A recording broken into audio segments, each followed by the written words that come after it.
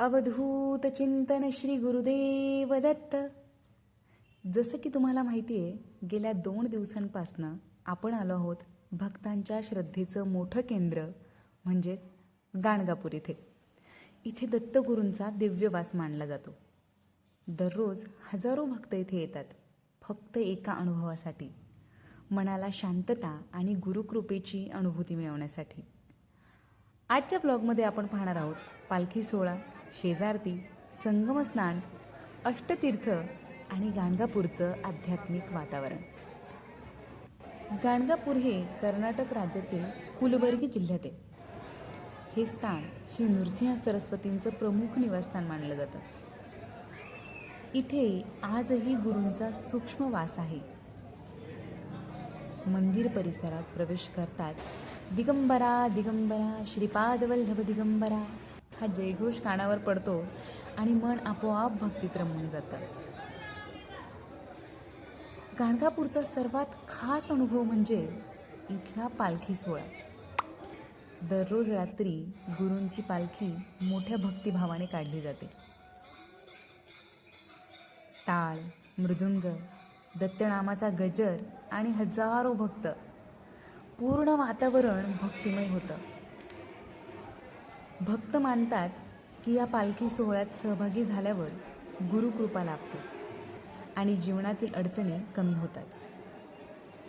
पालखी मंदिर परिसरातून फिरते आणि भक्त तिच्या मागे नामस्मरण करत चालतात. हा अनुभव शब्दात सांगणं कठीण आहे. तो सांगायचा नसतो, तो फक्त आणि फक्त अनुभवायचा असतो.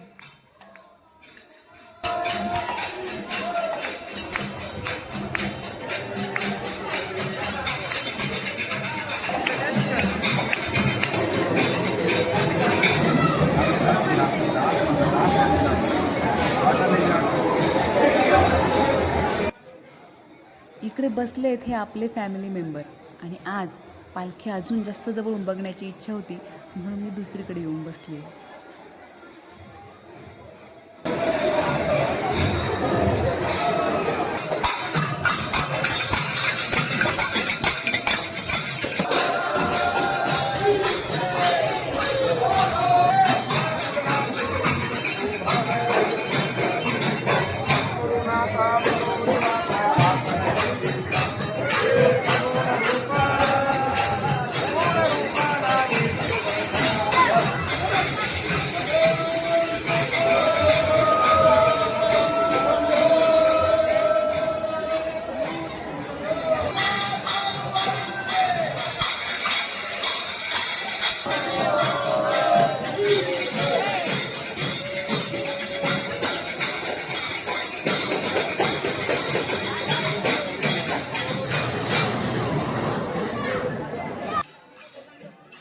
पालखी थांबल्यानंतर त्यांच्या भजनाकडे किंवा इतरत्र कुठेही लक्ष न जाता फक्त स्वामींवर नजर टिकून होती.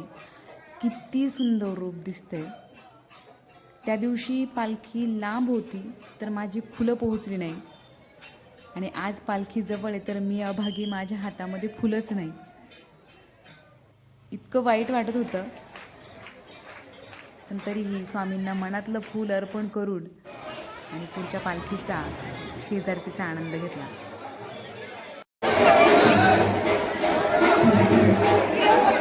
अच्छा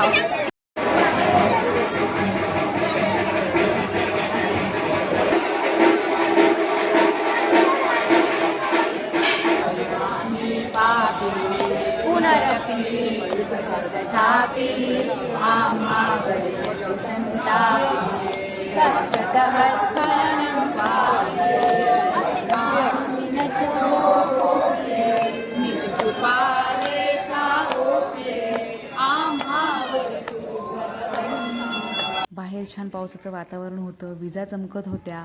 एक पाऊस होऊन सुद्धा गेलेला होता.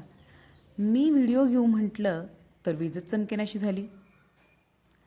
सगळंच आपल्या मनासारखं होत नसतं. असो, 3रा दिवस आहे.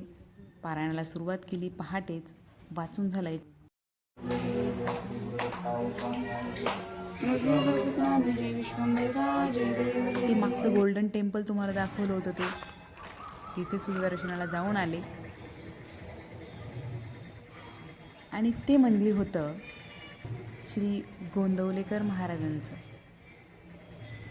व्यंकटेश भगवान आणि श्री रामप्रभू यांचं ते मंदिर होतं. खूप छान. तिथे ज्ञानेश्वरी पारायणसुद्धा चालू होतं. सगळे ग्रंथ ठेवलेले होते तिथं. खूप मस्त वाटला.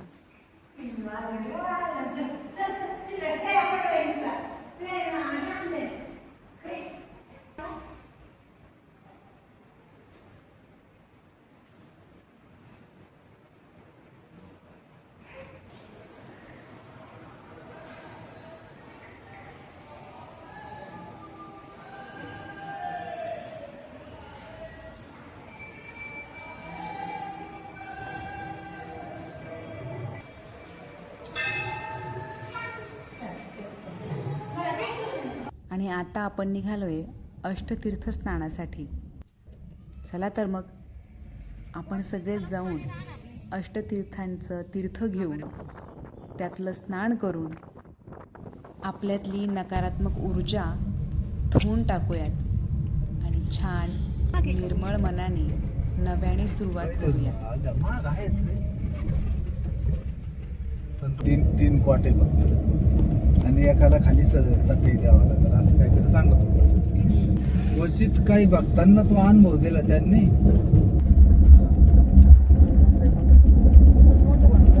आपल्याला नेमकी गाडी आहे ना पुढे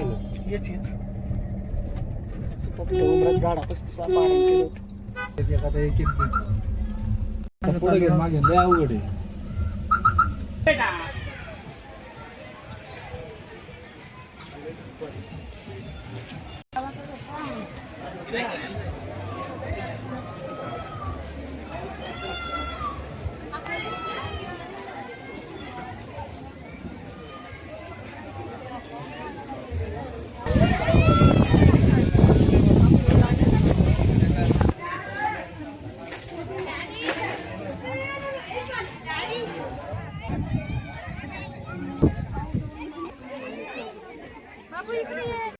ही मायाजीला ना पण मायाजीची माती पूर्ण इकडून नाही जाऊ शकत ना.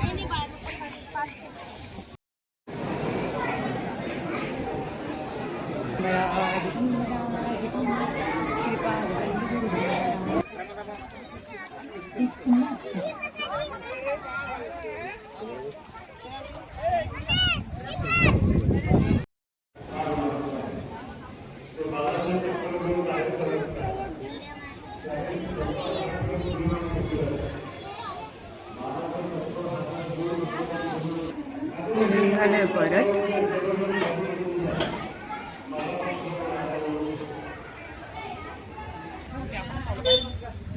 आपल्या बोलतो शेवटचा आहे नव्हता. ते चालते बोलते नक्षत्र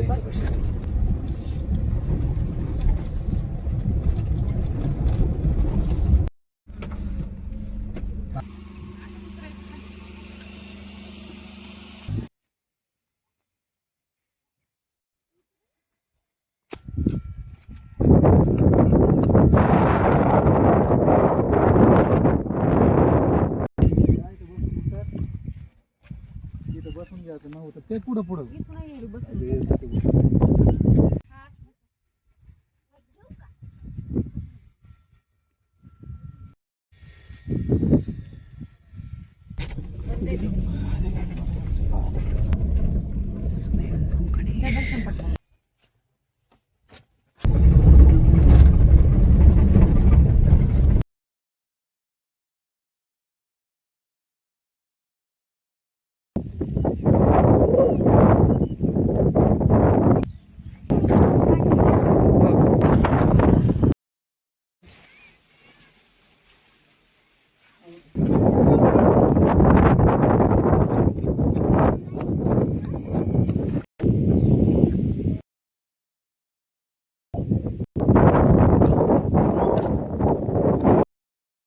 अवस्था झाला.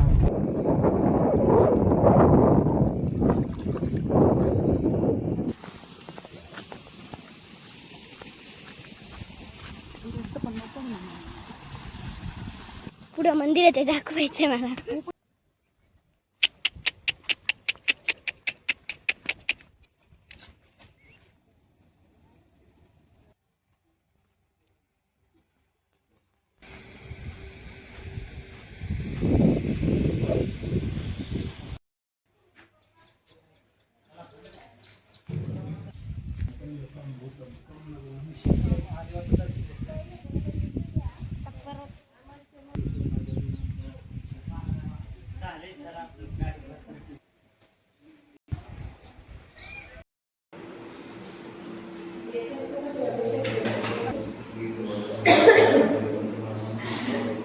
अगं त्या हाताने ठेवायचं काय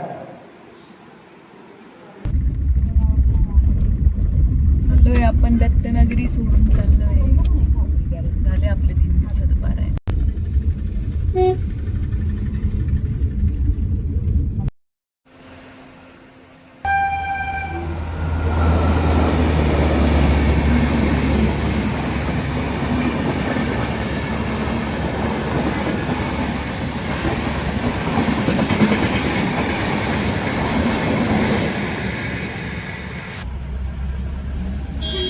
आपला परतीचा मुक्काम आहे अक्कलकोटमध्ये आणि मग उद्या सकाळी स्वामींचं दर्शन घेऊन आपल्या आपल्या घरी रवाना व्हायचं आहे. हे झाड बघितलं का कसलं आहे? आपल्याकडे कवटं ह्या वेळेत बघायला मिळत नाही आणि इकडं मात्र झाड कवटांनी भरपूर असं लढलं आहे. तर असा होता गाणगापूर पार्ट 2. कसा वाटला व्लॉग कमेंट करून नक्की सांगा. आजच्या पुरतं इतकंच. भेटूया पुढच्या व्लॉगमध्ये. तोपर्यंत बाय बाय.